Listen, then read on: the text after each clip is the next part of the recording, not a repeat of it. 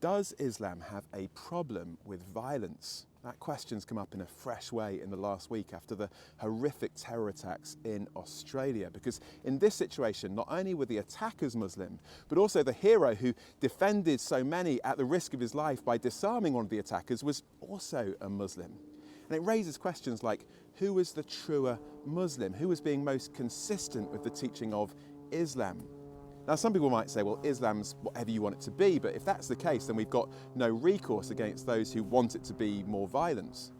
Other people might say, well, Islam is whatever I want it to be, but that's actually a kind of colonial attitude that reinterprets Islam to fit with our own cultural values. To understand Islam, you really have to go back to the Quran.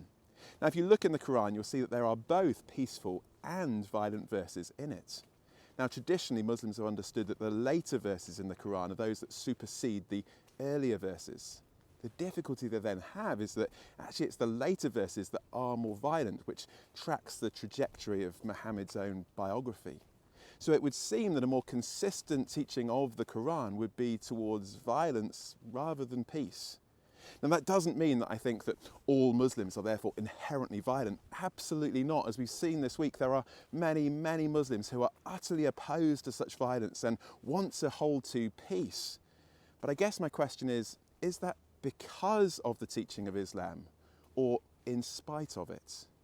Ultimately, I'd want to contrast the life of Muhammad with the life of Jesus.